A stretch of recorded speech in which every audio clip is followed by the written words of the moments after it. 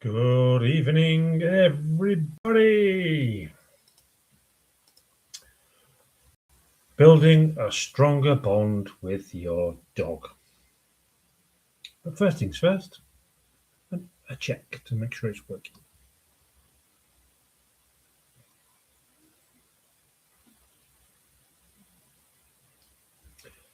Test, test, test. Test, test, test. There we go. Right, so it's working fine. Now what we've got is, I did it earlier, me microphone conked out about 4 minutes in and I carried on waffling for 20 minutes. So it's a rerun. Building a stronger bond with your dog. Wednesday webinar number 12.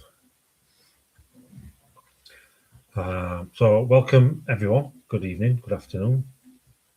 And we're going to look at tonight's webinar, building a stronger bond with your dog. Right?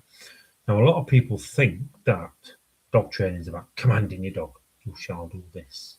10 commandments stuff. Sit, down, stay. It's not. It's not like that. It's about having fun. It's about building trust, building a relationship, setting expectations. Have lots of fun. Right? It's creating a best friend thing, man's best friend and all that, right? So you've got to set expectations of what you want to do for each exercise, for each session, for each bit of training, for each walk, for each everything. Right? So we're going to look at how you can build trust, create positive experiences, and understand what motivates your dog to want to please. Right? So look at what a strong bond actually looks like. Right? I had Dexter, my first dog, trained up to the eyeballs in obedience. He could do his tricks, he could do his hoopers. He was on TV, he was in movies, he was on adverts. He was brilliant, right? My best friend ever. He chose us when he was a puppy, right? So from then on, we were going to be best mates, right? Dogs always checking on you. Dogs want to feel safe around you. This is what that bond is. It's they want to listen, just not have to listen, right? So they're always wanting to know, what can I do to make you happy? So your dog chooses all this, right? It's like my missus, she's not very well. She's sat on settee and puppy's laying with her, right? It's looking after her, looking after each other. Right? Obedience is, without that relationship, is actually really difficult. So relationships between you and your dog actually make things more and more reliable, make it a lot easier. And making it easier is often going to be a lot better. So when you're doing your training, any sort of training, then what you've got to do is you've got to be very simple. You've got to look at simple principles like being clear, consistent, asking the same thing to get the same actions to get the same results. Our dogs don't speak English. We don't speak dog. Right? So it's coming up with a plan where they can understand, or we can understand each other. But every training session should be set where you and your dog, mainly your dog, wins. Right? Now, I always reward effort, not just perfection. So when they've done it, yes, they're going to get the reward. If they don't do it, they don't get a reward for that one, but we can give them a reward for something else. Right? And what you've got to look at is avoid punishment-based approaches. Right? So no negatives, no effing and jeffing and all that sort of stuff, because it's not their fault. The dog can't do it. It's us miscommunicating, right? So then it's down to us to think, how can I do that better? So it's like if your dog doesn't get it, it's not stupid dog, it's not idiot dog, it's not stubborn dog, which I get a lot. It's us not getting it right. What you've got to look at is an example can be sit, right? Instead of going sit, sit, sit, sit. If it's not going to do it, it's not going to do it. You've got to show them, help them, lure him, shape him, whatever you want to do, right? Help them succeed, then reward. Obviously, you can look at positive associative behaviour. We can look at that for many, many hours. What you've got to look at with this is trust will grow when your dog understands how they're going to get the rewards.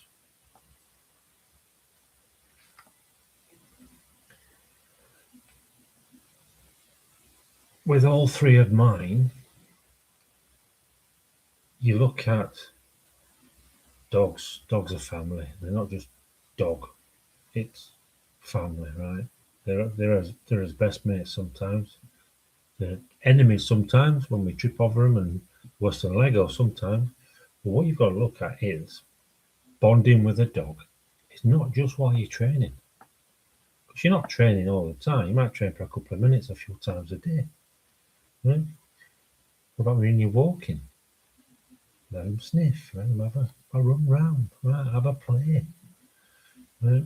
Join in. Obviously, you don't go sniffing lampposts full of dog wags, do you? But have a play, have a walk, have a sniff, put your phone away, right? So you should have a walk, enjoy it with them, tennis balls, chasing, tug toys, that sort of thing. You'll have calm time. I said about my missus, calm time. We're both chilling out, relaxed on settee, watching telly. Go to new places together. Take your dog to National Trust Park. There's loads of space and it's amazing. Pushing that, getting a nice cup of coffee. Yeah. What you've got is when you go for a walk, it's not just physical exercise. Yeah, there's a physical element to it, but some dogs, the younger dogs, the older dogs, the injured dogs, for example, can't exercise as much. So it's just as important that they're getting mental enrichment as much as the physical. And this is where you can come in with the mental stuff and the playing and the games and the calm time and all that sorts of stuff. So when you go out, you enjoy it together. What you've got to remember is your dog remembers how they feel around you. So if you're a wonderful person, they'll want to be with you. They'll want to do stuff to try and please you. They'll want to learn. They'll want to work and they'll want to do it right. Yes, there is a underlying motivation, what's in it for them, but they will always want to please. You know, that's what they're there for. They love it.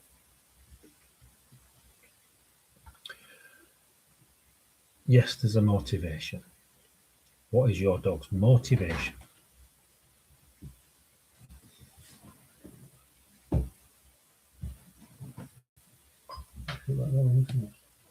Right.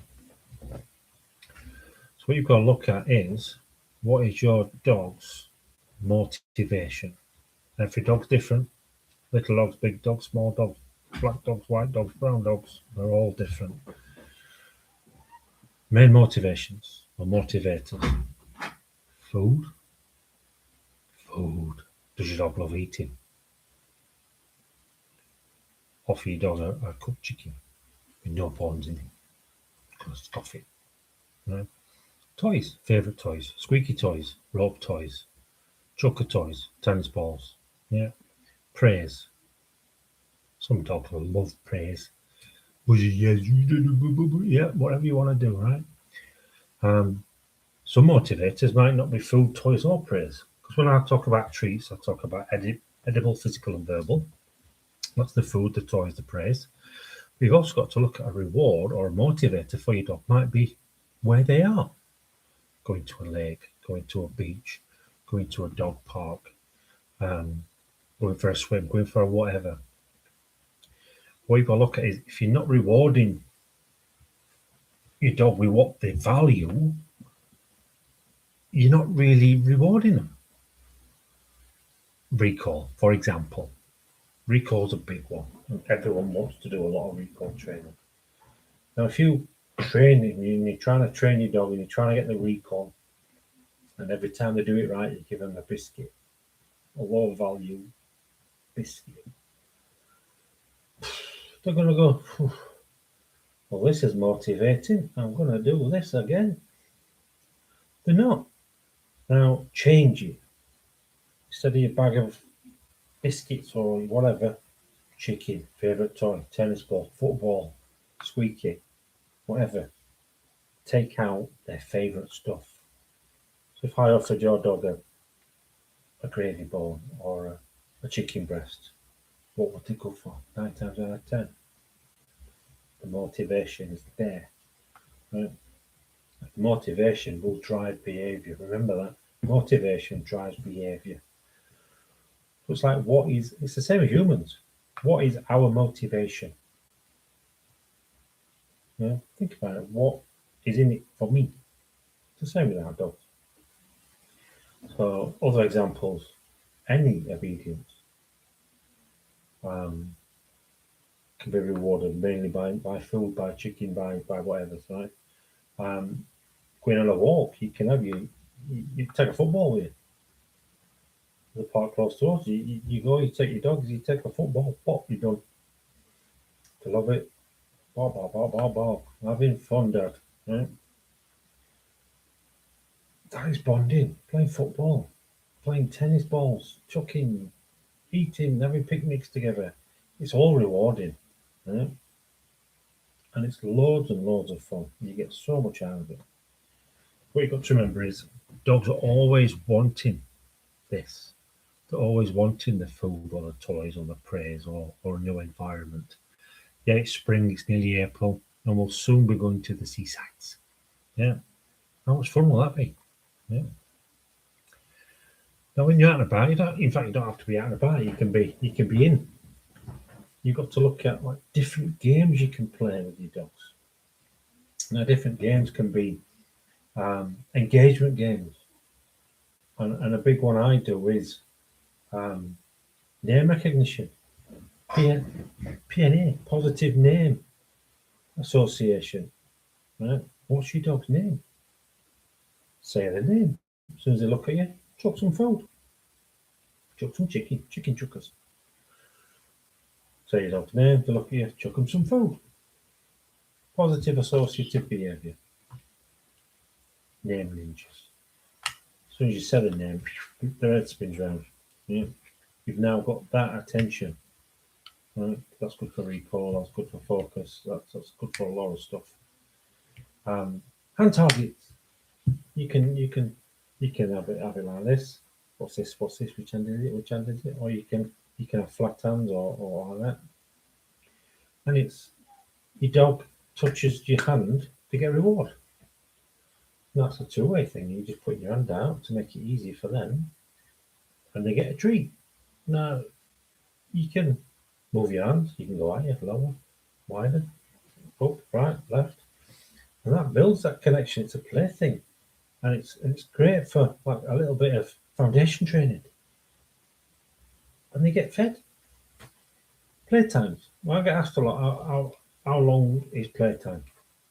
Well, I say 3 to 5 minutes. That's not enough, is it? In some cases, it's too much. It's focus play, right? So it's you and your dogs. No phones, no nothing. It's just you playing with your dogs. It can be tennis balls. It can be running round. I chase Poppy around the island in the kitchen. Oh, it tires me out. Why you run? It's like Ben Hill. Where do you run? You're running and running and you're chasing and chasing, and then she stops and starts chasing you. And it's just, it's so much fun. And then you're both tired and you both fall asleep. That strengthens relationships faster. Just playing.